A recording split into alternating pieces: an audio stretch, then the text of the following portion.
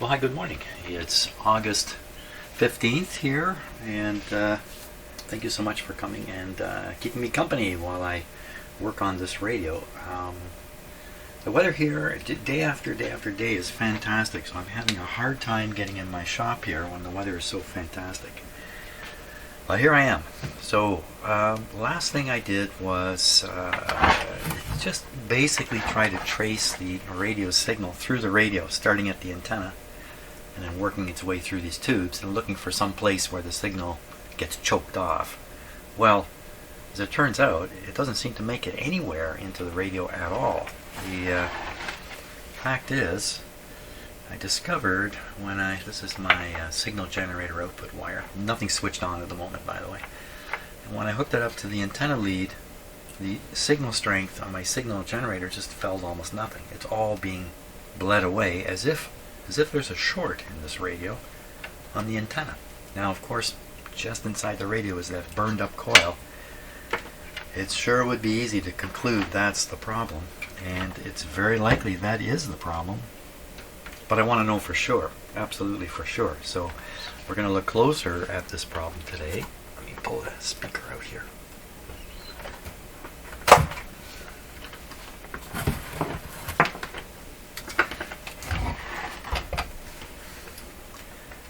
First things I want to do, and by the way, when I got this radio from the owners, their question was, or his question was, what's this black wire all about here? This is obviously the antenna. This must be, my guess would be just a ground lead. But let's see what we can find out inside here. So these two wires come through a hole and enter the chassis. Where did I see it now?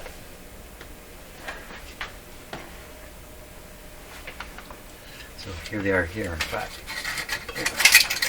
Absolutely no doubt on what we've got here. Come through a small hole. Two wires are knotted together here for strain relief. One, the brownish one, yellowish one, coming right to this point here. There's a resistor to the chassis. Well, isn't that kind of odd? You put a resistor to the chassis right off the antenna line. So the burn coil is sitting right here.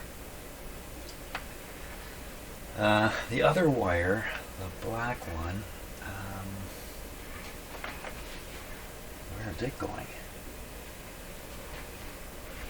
It's wow, it's tough to see. Let me get the close-up camera going here. We'll see what we can see with that.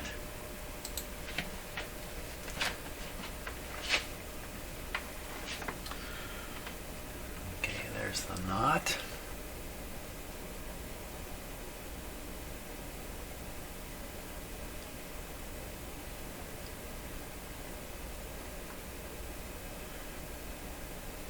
Black wire coming around. They've shoved them in behind here. They've kind of pinched them behind this metal bracket.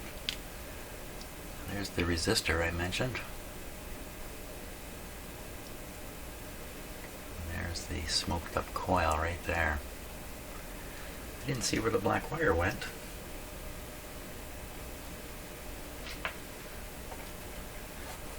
So I seem to go down the back there.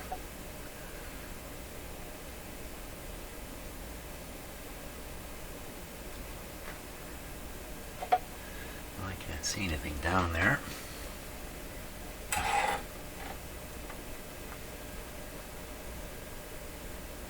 just seems to disappear out of view.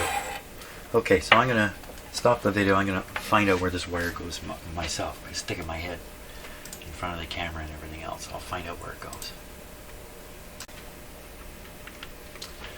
Oh, I didn't need to shut the video off. Just took me 2 seconds further. It follows this yellow one in behind the bracket and pops out right here and is soldered to the chassis right here. So basically this resistor is right across the antenna. I shouldn't say right across the antenna. That's not really the right way to say it.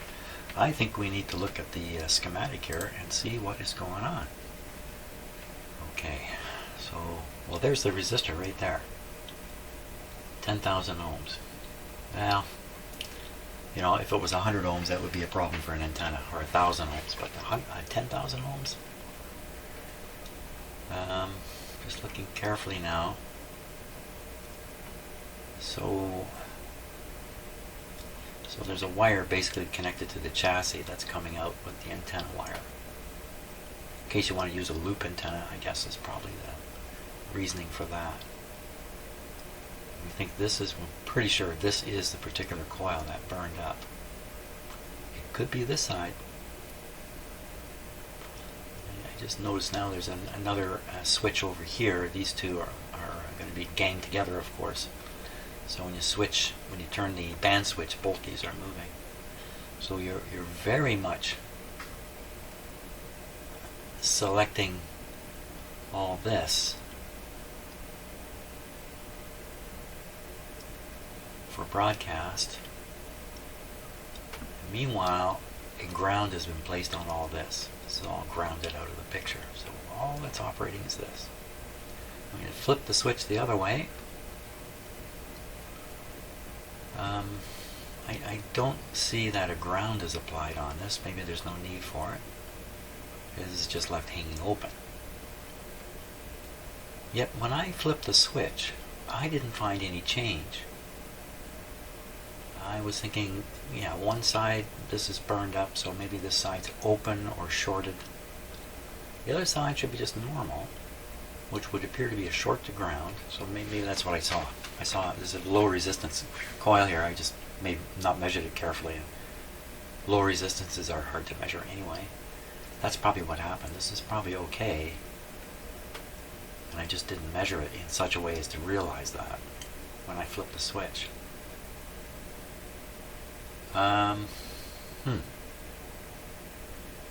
Well, we'll test this resistor for what it's worth, and then we will have to follow the yellow wire.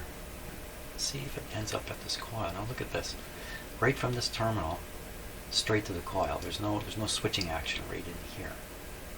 So we should find this terminal tied right to the coil, and the terminal is pointed to by the. As long as I got the radio on broadcast here. Okay, let's go look some more.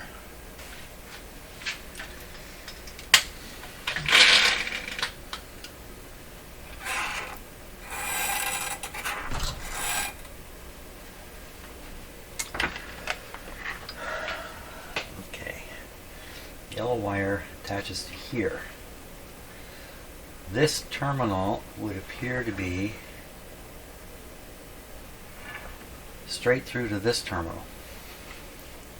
This terminal is connected to this coil.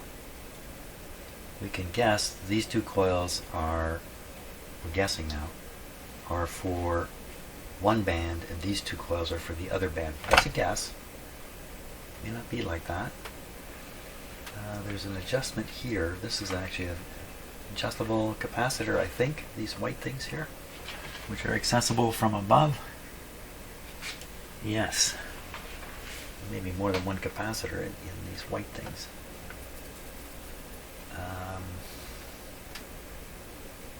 It's very interesting how they've constructed this. This coil comes down and it's sitting on top of a big square capacitor down here. It's just a handy place to put the capacitor right underneath the coil.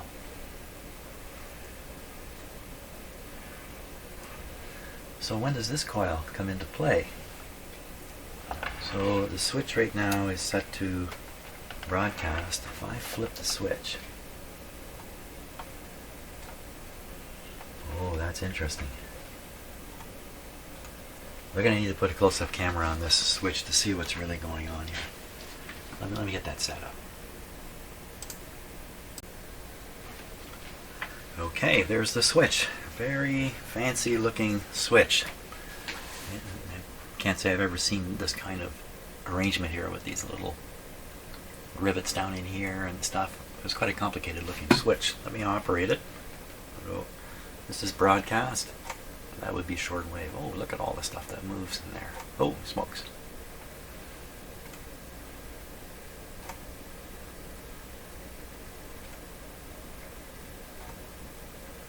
So interesting. There's quite a pattern here.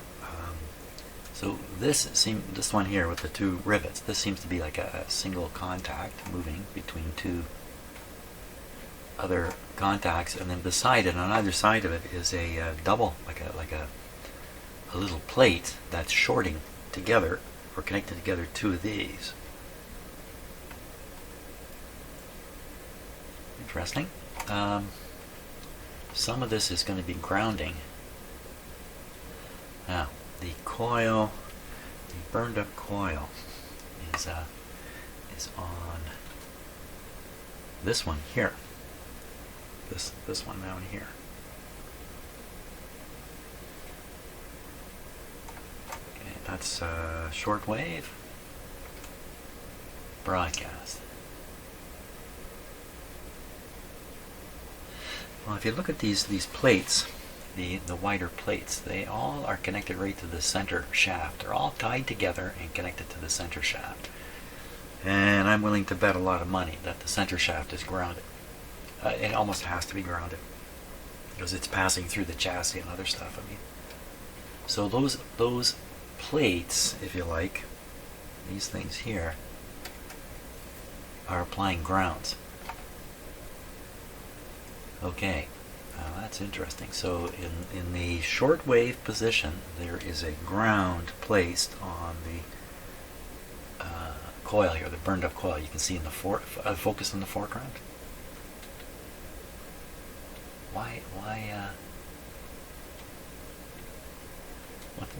What good would this connection be then? So maybe what they've done is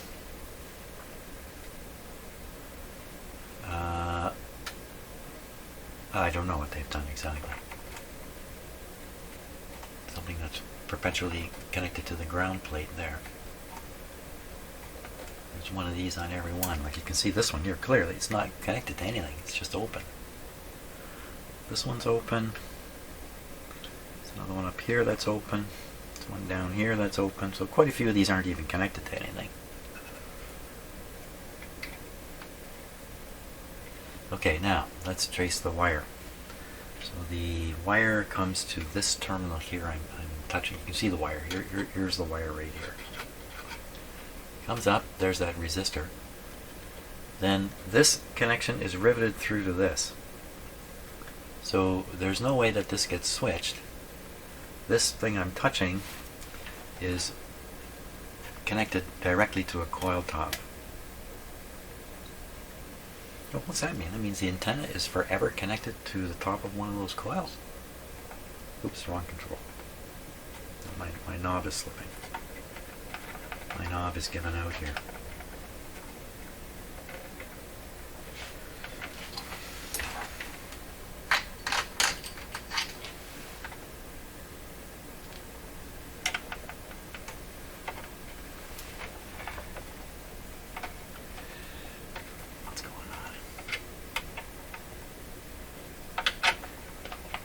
Screwed down tight enough. These are good wooden knobs. They have an internal brass ring. There we go. You can take a look at here. Here's another knob. You see the brass ring inside? And that's what the set screw, the locking screw, is going into. That's very strong. Some of these knobs, the wood is all that there is. There isn't any internal sleeve like this. It's just wood. And those ones, when you tighten the screw down, you're pushing on the wood will crack in the long run. So, caution everybody, wooden knobs are scarce. Original wooden knobs are scarce. Probably for that one, that's probably one of the reasons right there. Well, what are we getting here? See, it's just not as clear as I had hoped what is going on. So, we think at this point, this wire is just permanently connected to this coil down here. That's not what the schematic shows, is it? Am I not getting this right? Sure, I'm getting it right. Can that rivet not? That rivet has to go through. These have to be in contact. But then, if you want to, gotta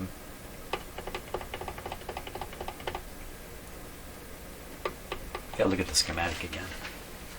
That's what must happen at this point. Okay, so see, the antenna is permanently connected to the switch, to a switch blade. Let's call it a blade. That's a good word for it. And the blade is going to go between here and here. Why have they shown this so in such an odd way? There's this ring here.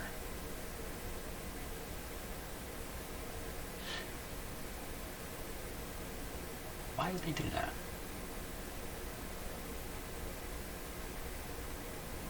And likewise over here.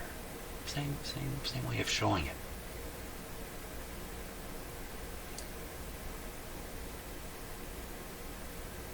I'm just wondering if am I not understanding this diagram right here? It can't be any more complicated than I think. Well, when you switch it, this has to disconnect from here and connect up here. This would have to swing out of the way. It would swing up here to, look at it, even have the terminal marked to 2. Terminal to nowhere. So for some reason they're intent on putting a ground on this. They're just grounding this circuit out of the picture when the switch is connected to this. Kind of going over the same territory here, but I'm hoping there's something I've missed in how this would work. I mean, it's got to be the simplest thing going. Okay, I'm still assuming the burned coil is this. I could be completely wrong about this. Let's just, so the way it looks, oh look, no. The way it looks, there is a wire connected to a terminal permanently, which is connected permanently to one of these coils. I don't see it. I don't see it here. Okay, something's maybe my observation's false. Something's not working out here. Let's give it. Let's just make these a little more certain here. I'm gonna take an ohmmeter and see my fancy camera apparatus. We're gonna check to make sure that that is in fact a connection right through the switch where this wire comes in.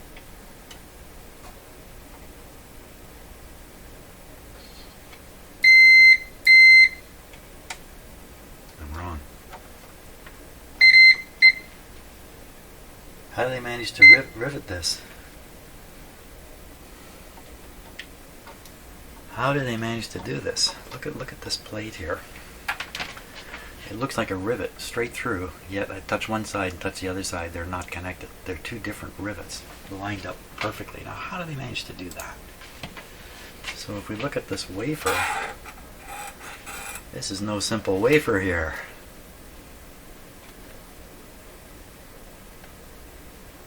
This is a three sections, 3-section wafer. You can really see it up here. I can see it quite clearly with my eyes. There's 1, 2, 3 sections. So there's a 2 outside sections and then a middle piece.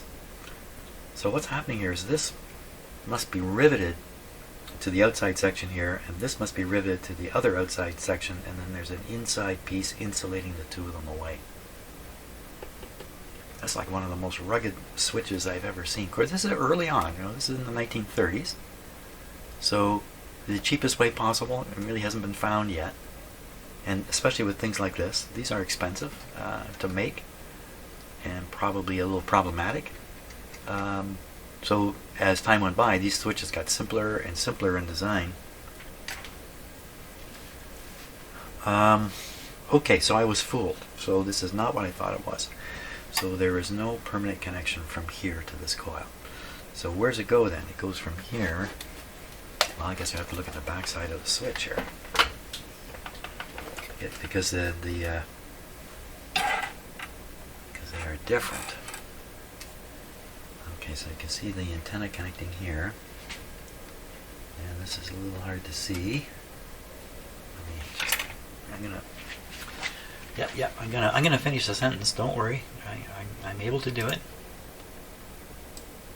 Let's zoom in a little closer.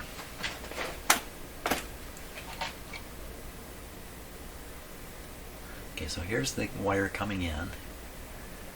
There it's meeting up with one of those plates. Okay, this is in the broadcast position. This is in a shortwave position.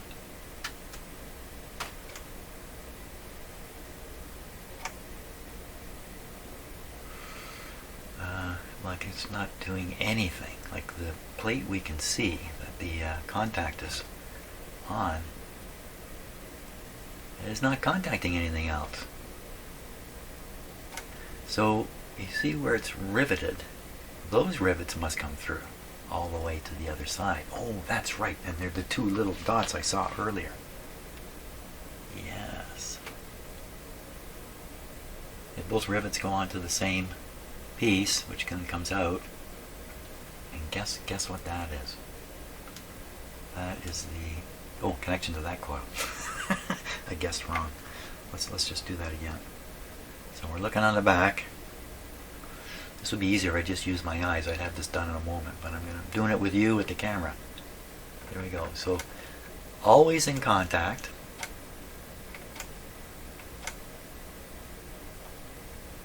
Two rivets. They would be, I would say, it's those two that are center of the screen, and that's going to that other coil. Now where's the burn coil go? Burn coil goes right next to it. Oh, now it's connected. So we're in broadcast. There we are. Finally. We're in broadcast position on the switch. The switch is connected to the burn coil. Okay. No surprise here. There it is.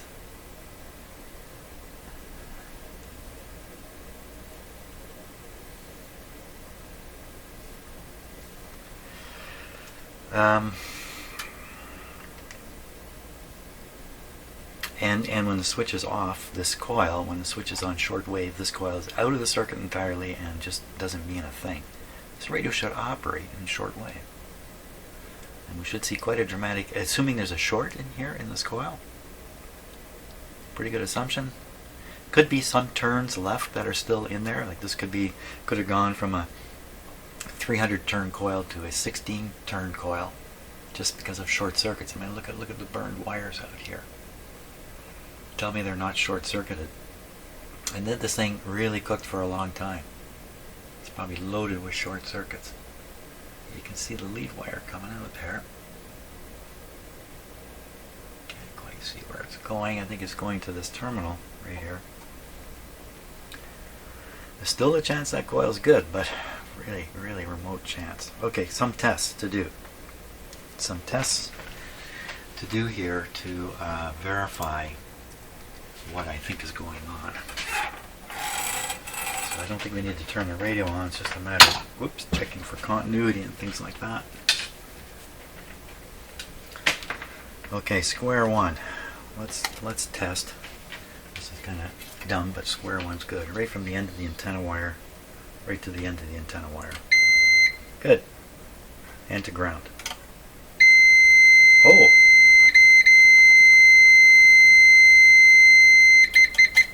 That's not supposed to happen. We're in the and we were in the shortwave position.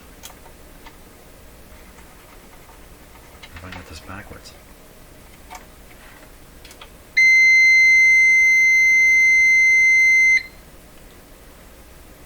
On the cabinet, the words for this control are written below it.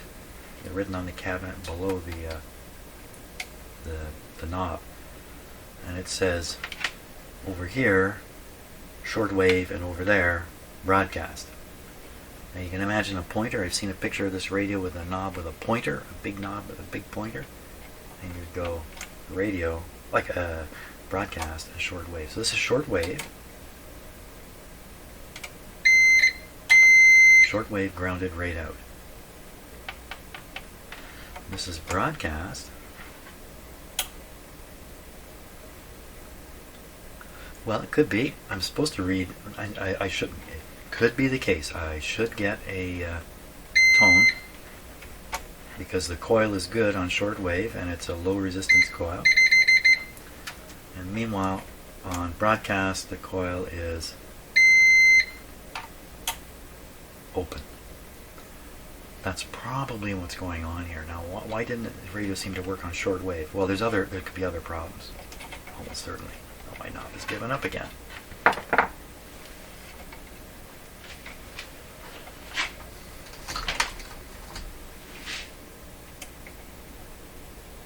That little tiny screwdriver.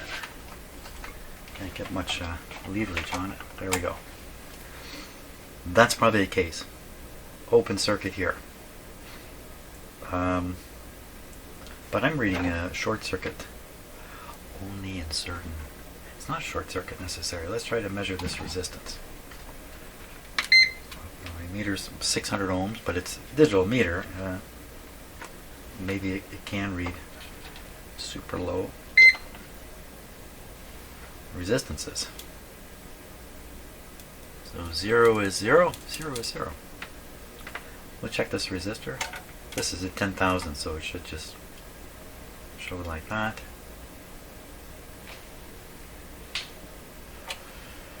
Let's check it while we're here. 10K. 10K.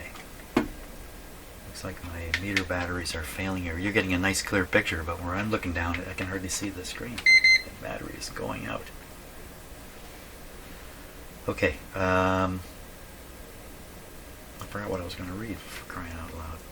That's right, the resistance of the good coil, of the supposed good coil. Put this on here.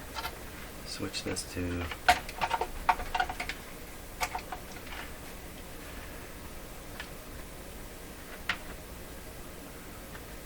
ground.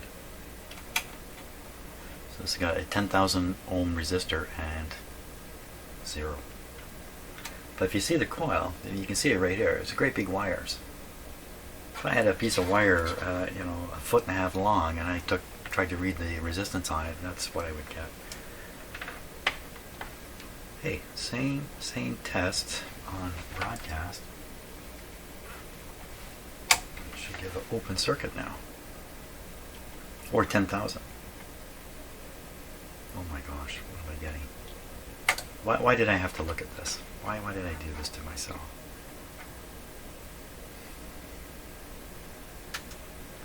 Short.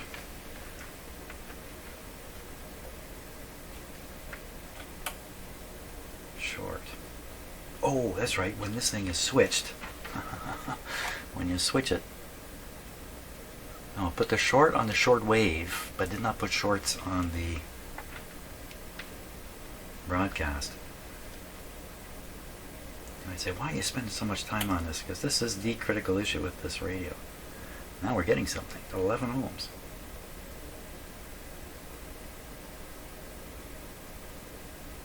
How do we get 11 ohms? Through an open coil. Can't get 11 ohms through an open coil. This is a very fine wire and there's a lot of it, so 11 ohms is quite possible. Maybe the schematic tells us something about that. Sometimes they put coil resistances on for exactly this kind of work. So let's take a look at the schematic and cross your fingers. So it does have these diagrams. Oh, DC. This is the voice coil resistance, but that's not what we're looking for. Here. Write a resistance value? No, they did not. What about over here? Over here? Nowhere have they provided a resistance measurement. What is all this stuff up here? This is actually the instructions for alignment. That's what the instructions look like for this radio. Did I miss it somewhere else on here?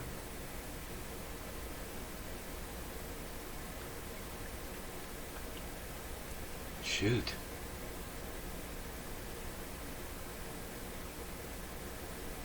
Well, we can be, absolutely sure that what we're looking at is T2 because it's right here, and this is the only coil that looks like this with this wider part that's burned up on this radio.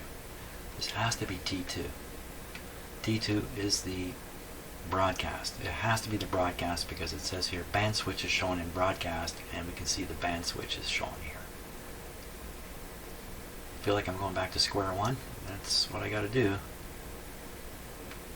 We're reading 11 ohms from here to ground. The only place 11 ohms can occur will be through this resistor. That's not 11 ohms, I already checked it.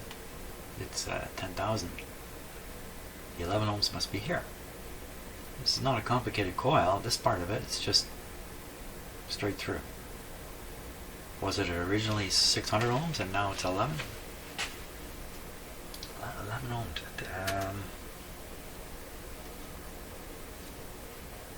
Well, when I put the signal generator onto the antenna, I found that when you switched it to broadcast, the antenna appeared to have a short on it. Now that doesn't add up at all, does it? Because the appearance of a short will occur with the short wave, this little tiny coil. Did I do something wrong? Maybe I didn't know enough about how this was arranged to test it properly. But I did look, see here it says right there, cap. That's the grid cap on the top of the radio.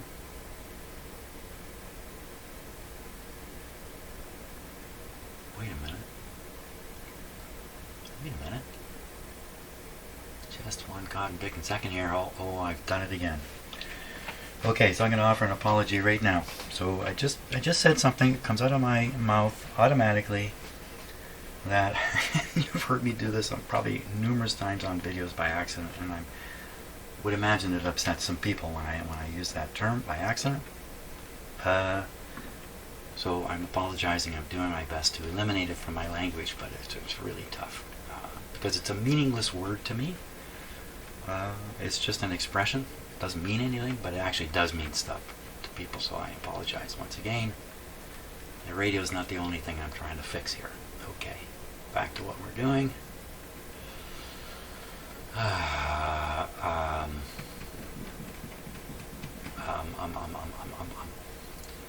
I should feed a test signal. Again, I'm going to have the radio even operating. Feed in a test signal here and try to find, that's right, I was reacting to this grid cap.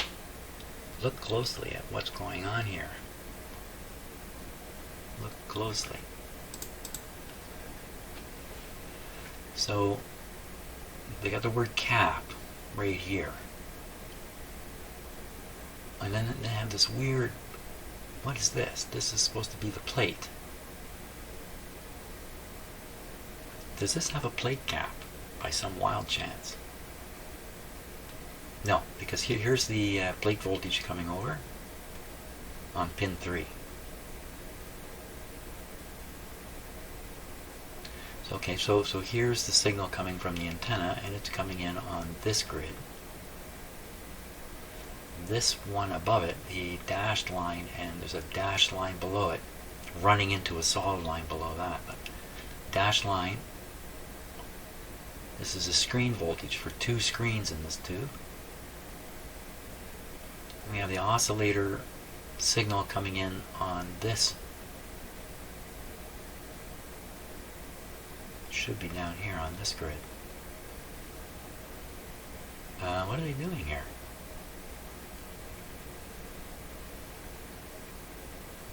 Okay, so this must be the oscillator output. Local oscillator output on here. What are they doing with this? So this is acting as a plate. Sometimes in these tubes, believe it or not, they will use grids as plates, and I think that's what's going on here. I'm really not sure what's happening. Exactly what they're doing here. Does it matter? Not really for what I'm up to. Just as long as I figure out what this cap is. 6A7 M. And course, there isn't a 6A7 in there. There's another tube in there. This is the first tube. I've got a 6A8 in there. Let me look at the pinout for a 6A8. Now these are, in the book, these, you can swap these, 6A7M, which is a Rogers version, with a 6A8. That's called a North American labeled version. And it shouldn't be a problem. But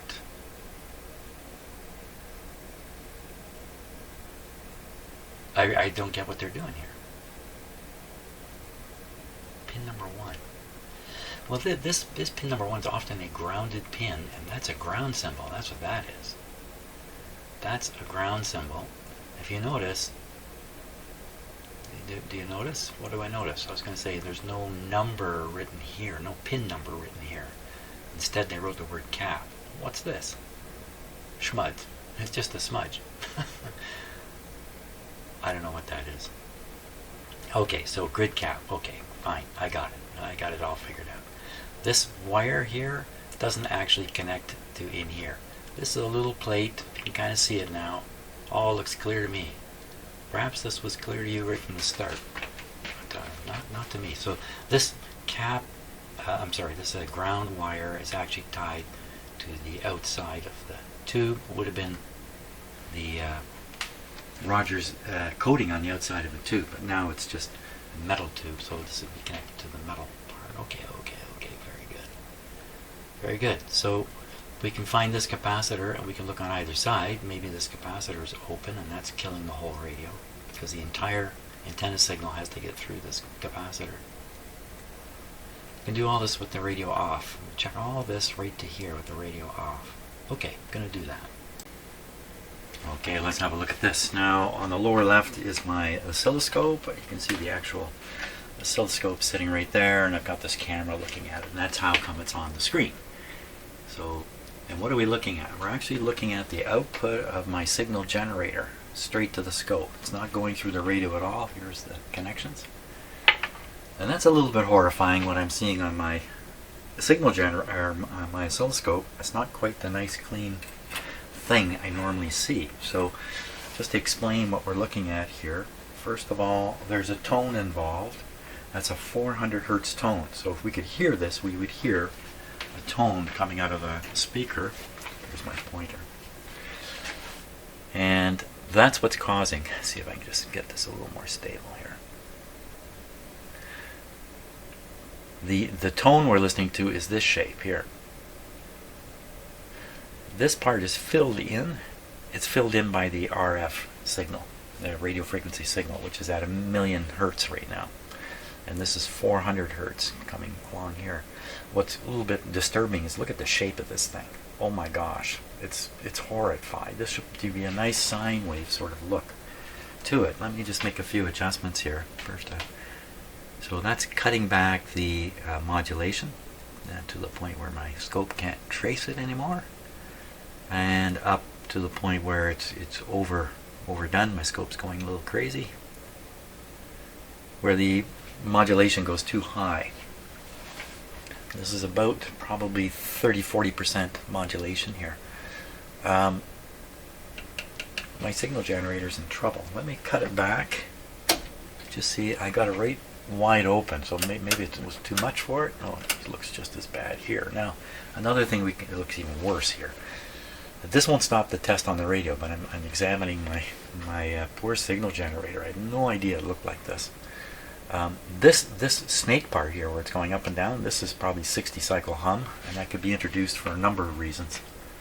Not necessarily because of the problem with the radio in any way, or the signal generator. That hum could be introduced in other ways. Got my scope lead set on the ×1. That's the ×10 setting, but we can leave it on the ×1. So there's a little bit of a load from the scope, but that shouldn't matter.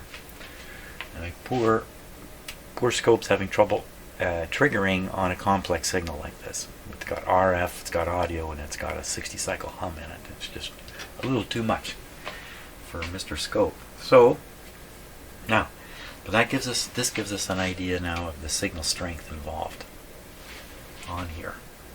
So now I'm gonna attach. I'm just gonna leave the scope attached as best I can. I'm gonna put this onto the radio, first the ground side of things.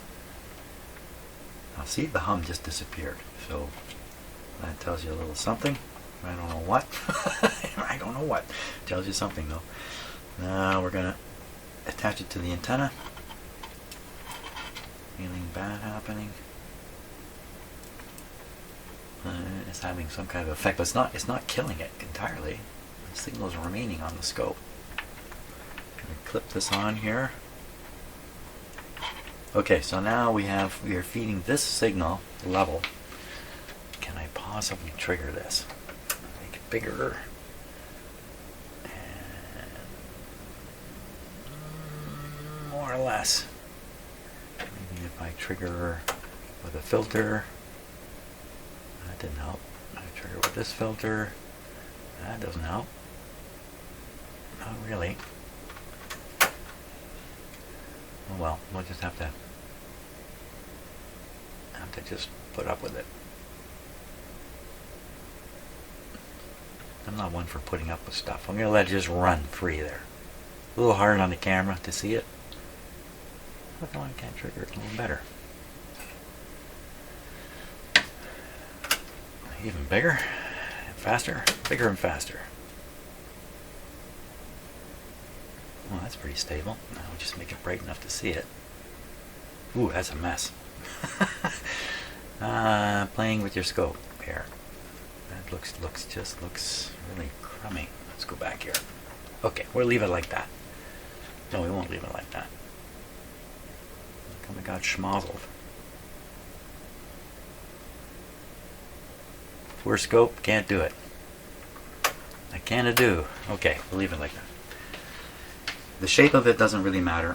It's how it changes as it goes through the radio. The problem with my signal generator, who knows? Boy, I'm pretty scared to go inside that thing and try to repair it. And what I'm talking about is this big machine here. Never even had the cabinet off of it. Okay. And certainly I've seen many times a signal output and it's not shaped like that at all. It was shaped like a way you would expect it, a nice sine wave. Oh well, you never know. You know, a shop full of vintage equipment, you got problems everywhere all day long. So I'm going to move the signal, I'm going to move the scope lead connection to another slot in the radio, the other end of the antenna wire. I just start working my way through the radio, and we'll watch every time. See that it comes up to the same size, which is just under 3 divisions. Just a hair under 3 divisions. Okay, get this off. There. Everything came off.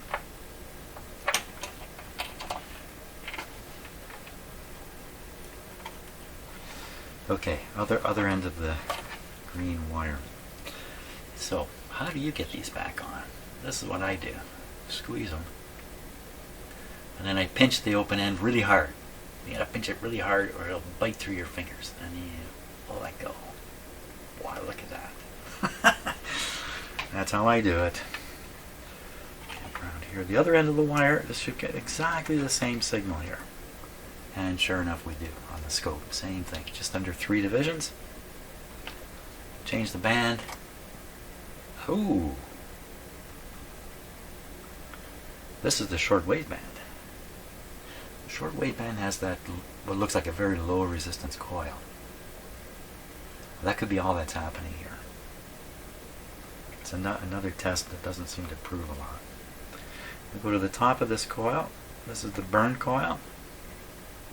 We switch to AM, so the signal reaches the top of the burn coil, or the input side of the burn coil.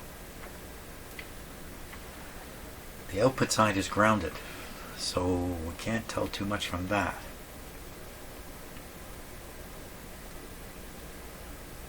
Signal definitely reaches the coil, no surprise. I mean, if it didn't reach the coil, then there'd be another kind of problem in here, which I can't imagine what it would be. It's just a piece of wire from here to here. It's the same piece of wire. So looking at whether the signal is getting through this coil isn't even possible, really. Or is it? yeah, you'd use the rest of the radio to find out if the signal's getting through the coil.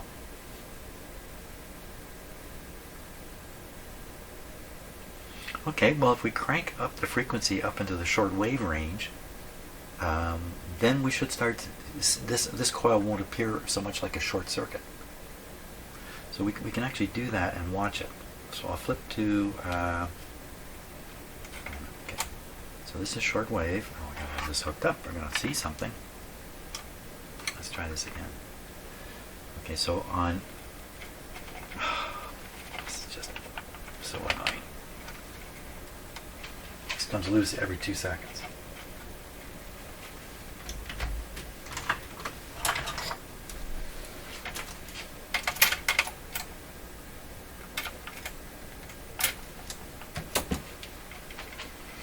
We're on broadcast. On broadcast, we see the signal here. The coil is either open or it's okay, and we would see this kind of result. If it was shorted right out, I think we would see this. We'd see that. Now, that's because we're operating at a very low frequency. Let's go up into the range of a short wave radio. Okay, so we're at 9 megahertz now, and nothing much on the scope happened. We need to go back and check the output level over here. And what does this really look like going in? Looks like that. Okay, so we want to make it a little bit bigger on the oscilloscope. We can do that. That's lots of signal now. That's so should be, checking the calibration here, somewhere in the range of 100,000 micro, 0.1 volts. Is that 0.1 volts? This is 0.1 volts per division. Like I say, it's actually one division. Excellent. Okay, hey, something worked out. It's not important, but it worked out.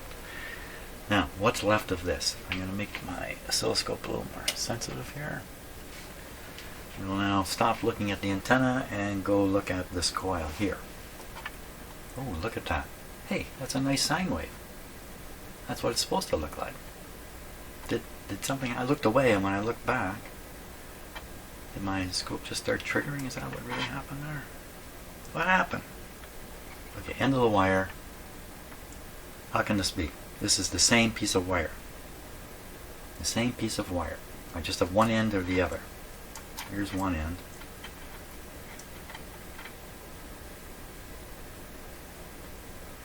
How can this possibly be? Here's the other end of the same piece of wire. Well, we're working with radio frequency.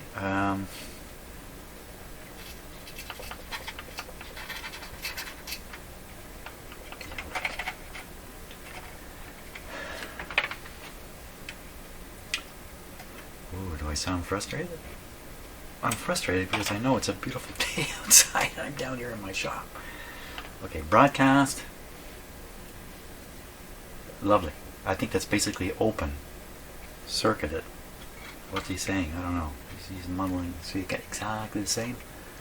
Signal strength. 1, 2, 3. Looks like 4 divisions. 4 divisions. Good. Back to short wave. Something left. It's not a dead short. But now, if I tune the radio, this could have quite an effect on this. Oh yes. This is the part I forgot about. This. Oh, look at that. Okay, so where do we get the big signal here? And what is going on? We'll have to deal with this tuning thing shortly because it's terrible. We are dialed in at 9 megahertz, and we are sending over a 9 megahertz signal. So hey, that's a good sign. So the front end of the radio tuning is appropriate and working. It certainly suggests the short wave is working. We'll go to the top of what I think is the short wave coil. There it is. Excellent. These tests are suggesting that both of these coils, the burned one and this other one, are doing their jobs. But it's only a suggestion. how can we figure out if they really are working? Use the radio. You know something else I forgot about it? Son of a gun. This is the reason why this radio can't work. I've left these two batteries out of here. I took them out, I left them out, and I did not short this. I have to short this at the very least. And I could have temporarily brought those batteries back. You know what? That could be the problem. I could be just chasing smoke here the whole time because those batteries are out. You know what I'm going to do? I'm going to stop at this point because we seem to be proving that things are okay here, burned or not. And I'm going to try to restore these batteries a little bit and stick them in and test the radio, and then that's going to be the end of the day. Because I think I made a boo-boo by taking out those batteries and not. What I've done in the past is just short these, just short them right out. It's not a very good solution. Provides incorrect bias to the tubes. Maybe you should put a capacitor in here too. I'm not sure. I wouldn't jump to do that because there's all kinds of biasing issues with the tube, self-biasing things that go on. But certainly with these open, no grid signal to these tubes, to some tubes somewhere in there. This one, interestingly enough, is connected to a cable which runs over to the tone control. Okay, I'm going to find those batteries. I'm going to try to restore them a little bit. Well, what did I do with the batteries? First, I'm going to check them for some voltage, if there is some voltage in them. So I got this on the 600 millivolts, fairly sensitive setting. Now, what you're liable to see here is a voltage that disappears. There's a tiny voltage there, and it disappeared as soon as I put the meter on. Let's try it again. It was 1.2 and it dropped down to nothing because I bled away the tiny charge that had formed in here. Interesting question about these batteries then. Let's try it again. So it shows 1 volt here. Or does it? 600 millivolts.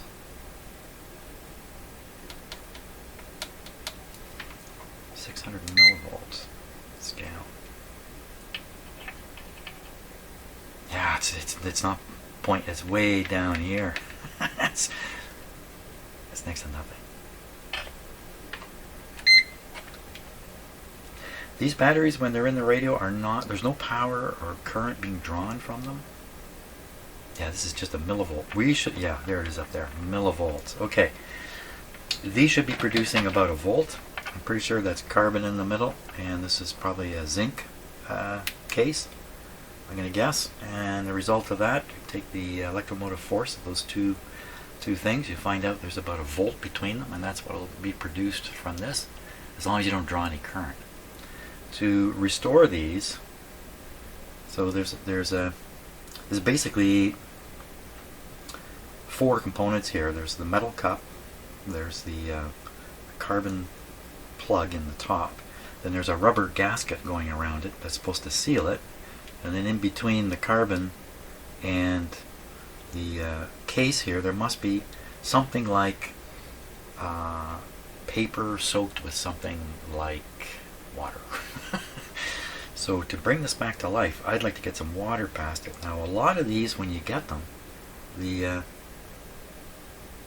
let's look at this on the close-up camera. The seal is all cracked and gone, and I mean, after this many years, can you expect any moisture to be left inside there, realistically?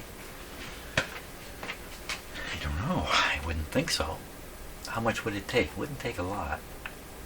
The seal actually looks pretty good on this. You think it would shrink over time, or maybe it's swollen. Maybe it looks like it's swelled out over here. It's soft. Oh, no, it's not soft. It's ready to crack. This one's the same. I have a couple more of these around somewhere, but these actually look to be in fairly good shape. What I've done in the past is I've thrown them underwater in the hopes that water can sneak past the seal and get inside, and then the battery will have a little bit of charge for a length of time. Who knows? A week, a month, a year? I don't know. So I'm going to put these, I should throw these in my coffee cup. I'm going to throw them in some water, drink some coffee, say hi to my cats, and then we'll measure them again in just a little bit and see what they're worth. Okay, let's see what happens. So here I've got my container of water. I put a little touch of soap in there to make the water absorb or sink or penetrate. That's the word, penetrate a little better. We're actually going to take it right out of the water here and test it. Now this is a bogus test because there's water over the top here. And so I'm sure we're going to see something on the meter. I'm on the 6 volt setting now, so 6 volts going up here. Not going to be 6 volts, it might be 1 volt. Let's see. Oh, look at that. Okay, let me hold this better. So we got over a volt now, and you see it's sustained. But the problem is that it may be there because of the water on the surface here, which I need to get rid of in its entirety, or the water on the surface will be the electrolyte. We're drawing a tiny amount of current to operate this meter, so even a lousy battery might be enough to show a voltage, but then put it in the circuit and draw some of the charge off it. This way's easier. And there we are. Okay, so it's down a bit. Carbon rod is positive to the metal case, which I'm guessing is zinc, and that's about right. I think I'd have to look at the electromotive force series.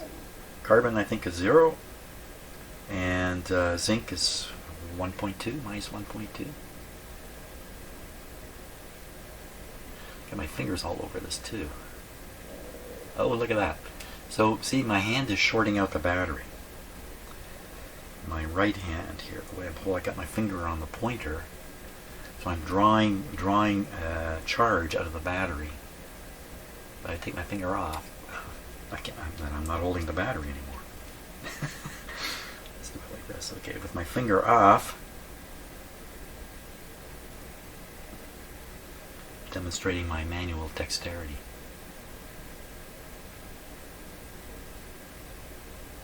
One. 1.1 seems to be the top that it ever gets to. Question would be, now how long is this going to last? Well, assuming a little bit of water actually got in there, assuming that's what's happening, it's going to stay for quite a while. How much water would have got inside this thing? Oh, couldn't be tiny, tiny amount. That's good. That's enough to do the trick for now. Okay, we'll take this other one out. Let's see where it's at. I feel kind of stupid now that I tried to run the radio with these out and not anything in place of them. Okay, assume that's dry.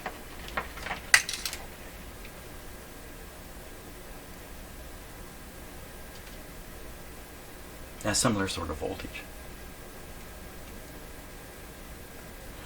When these are in the radio, the circuit they're supplying doesn't draw current. There's no current draw. So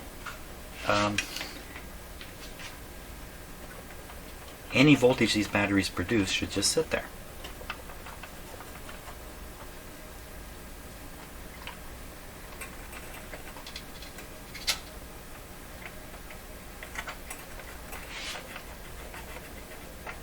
Just rotating them to make sure they're in contact. I think it's time to try this radio again and be surprised. What would we be surprised about? Are you going to be surprised that it starts working? That would be a bit of a surprise, I think. I actually don't expect it to work. So I'm just we're going to use the... let's just try with the antenna. It's more of a real world thing. I'm going to have to run and turn on the antenna. We now know what these wires are for sure. So I'll use this as my ground connection. And this is a lead to an outdoor antenna, but I have to go and switch some switches, so I will go do that. So one of the things I've come to understand about this type of work, and it's not just for radios, it's for any kind of repair work like this, is you're handed a radio you've never seen before. You're being handed a puzzle. You're being handed a box with a puzzle in it. And no one's telling you what the pieces are. You open the box, there's junk in the box. You have to start by identifying the puzzle parts. When you get some puzzle parts identified, you can start putting them together and they paint a picture. It's probably not correct. But we can't stop because that's how we are as people. We look for patterns and stuff like that. So the initial stages of a radio repair here, you're wrong almost all the time. In fact, you're wrong all the time until you're right. Spend a lot of time wrong about things because you're trying to identify the puzzle parts for this particular radio. Every radio is distinct in the way it's been built and what's going on in it, and it takes time. It takes time. That's the bottom line. So if you spend a fair bit of time in the early stages of trying to repair a radio like this, looking at stuff and poking here a little bit, that's fine, because as long as your eyes are on the radio, you're going to see stuff. The longer you look, the more you see. All that kind of stuff is at play in the initial stages. So I'm pretty easy on myself at the start. Towards the end, not so easy on myself. We're ready to go. I've got the antenna connected. The switches are on, and the volume is this one. Volume is just up a little bit. The band is broadcast. Here we go. Okay, and what are we doing for voltage here before I hit the switch? I think we're set for like around 90 volts or something like that. Let's see what happens here. Nothing at all happened. Nothing happened at all. What's going on? So, what's happened here? Watts. Oh, it's working. 15 watts. You can hear it. You hear it buzzing a little bit. Okay, so we want a little more voltage there than what we've got. 88. We'll just crank it up here a little bit. Getting up 93. Okay, we're in the range where it should operate. Volume up. Volume, Jim. And he doesn't have the speaker plugged in. Power off. Okay, we need a speaker. We need a speaker.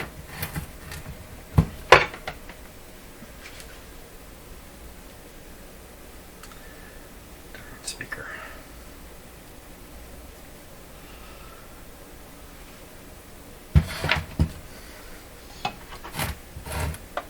Yeah, blame it on the speaker. Darn speaker.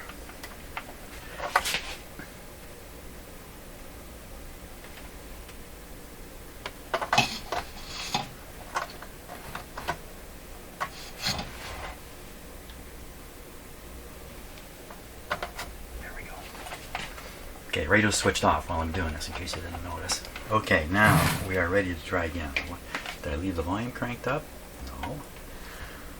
Okay, one more try. This time we're gonna get more out of this thing. Still didn't see the dim bulbs glow. We're back to 88 volts. Watts are 20. 20. Going up slowly. Sound coming from the speaker. Okay. Let's have a listen. Volume. Doing something. Tune the radio.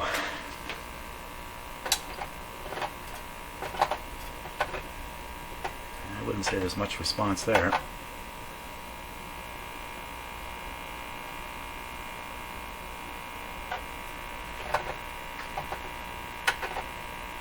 Not a thing. Okay, before we give up, volume down, ground off. Sometimes this is a much better way to do this. Tuning. And you get the signal generator ready, because I'm going to want to hit it with a strong signal. More than the antenna signal here. Okay, we go to short wave. Volume down, short wave. A little up. Not really a difference in the sound. Tuning, fat chance on anything happening here.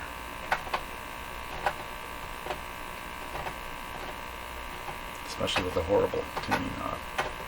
That's why I got the signal generator going. Let's swap. Anything going on here? Well, that's something. It's not much of anything, but it's something. Signal generator. I got a whopper signal coming out of that generator right now. Let's turn it down. That would be equivalent to a good signal on an antenna.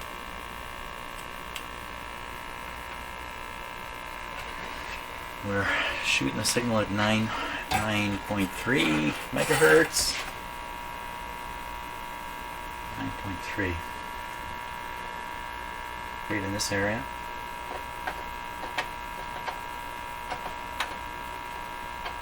Anybody hear anything? No. Okay, what we're going to do is we're going to shoot up the shortwave, the signal here. And dial the signal generator. It's a little smoother. We are sitting at about 9.5 megahertz on the dial here. Ooh, it's going fast. Nothing. Okay, we're going to hit it with a unrealistically strong signal. Not a thing. Not a thing. Okay, back to broadcast band. We'll now hit it with a broadcast level signal. And the radio is still tuned to around 900 on the AM band. Strong, strong signal.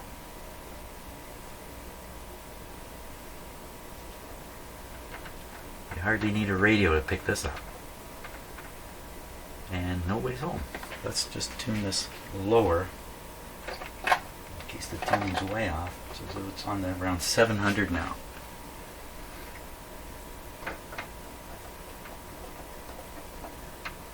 Any sound, anything.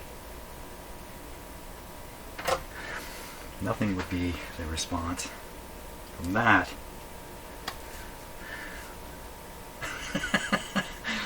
Whoa, so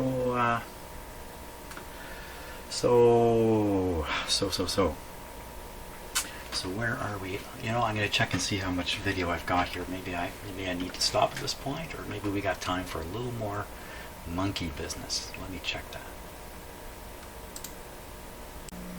Okay, we're just hitting the hour mark on this video and I'm a little worn out, and it's so nice outside. What am I doing in here? But I'm going to do one more thing. I've got my signal tracer at the ready here. Let me put this over this way. No, I'm going to leave it like this so you can kind of see what's going on. Here's the sound of the signal. I've got this all tuned up already. That's what it sounds like in the antenna. That's what it sounds like at the other end of the wire. That's what it sounds like on the top of the coil. That's on the shortwave coil. I don't hear anything. Now, what about what's actually making it through the radio? So we know it's making it a little ways in. Can I get to this? Can I get to this? Can't get there. Can't get there from here. Okay, this is where an accident occurs. I don't want an accident to happen. Can we get there now?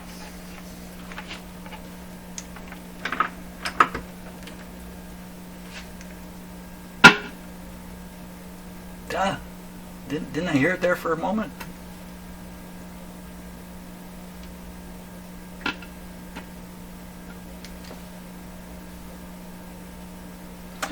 The radio has to be tuned properly for this. So we're sending an 850 and we're tuned to 7.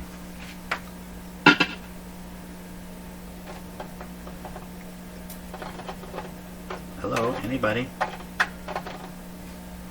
Okay, more volume. Less attenuation.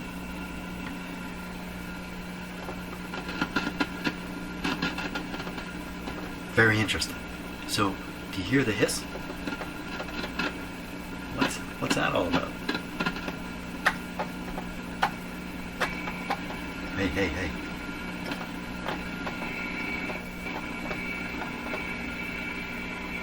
Are we hearing this from the radio? No. They need to do that.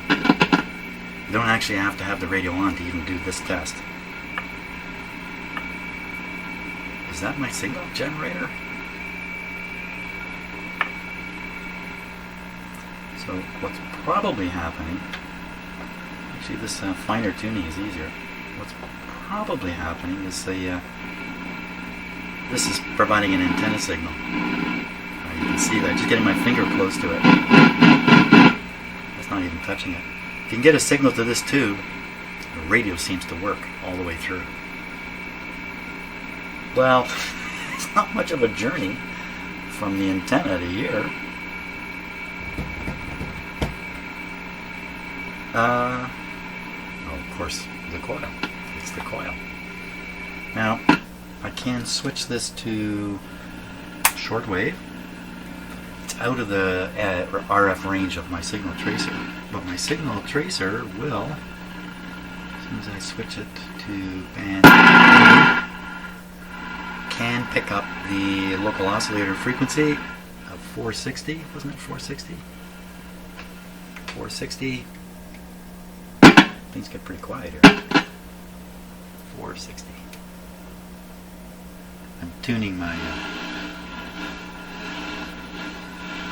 There's the 460. Here's something there, but no tone, because I'm not feeding in a proper frequency over here. So when we're on shortwave, we're around 900. So we're going to set this to 900.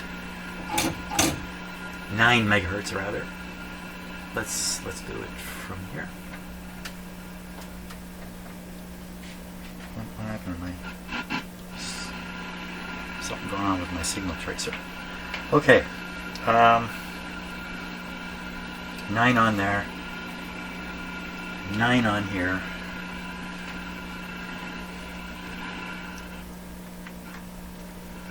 Son of a gun. I don't know what's going on. My signal tracer seems to have a mind of its own. Oof. Down on the volume. That's what we're hearing. Come on. I've got going on here 9 here. How can this be? Because Jim, you're tuning. No, you're doing it wrong. Doing it wrong. Doing it wrong. Should be on this tube, looking for the IF frequency of 460. Come on. 9 dB. There it is. You heard it. There it is. It took a long time to do that. Why is this not coming out of the speaker now?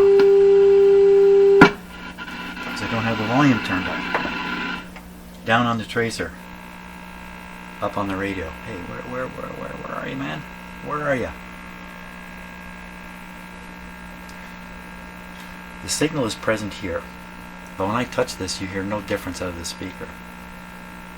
Some further trouble going on here. But the good news is, we got a ways into this radio. Okay, and we did all that with all of 86 volts. A little low. Could that possibly be interfering? Oops. Oh, I just knocked it off. Okay, off is good. Must be a subconscious thing. Time to quit for today. Okay, that's great. It's a big rigmarole. Looks like putting those batteries in helped the front end. We still have something beyond here that's not operating properly. Could be this tube, but I tested this tube. The tube tested okay. It's not set all the way down in the socket. I wonder, was that the problem? Oh my God, I can't spend the rest of my day thinking I should have pushed that tube down and tested it. Bring it back. We're hoping the sound of the signal generator will come out of the speaker. And the answer is no. Let's just double check. Is it really up here?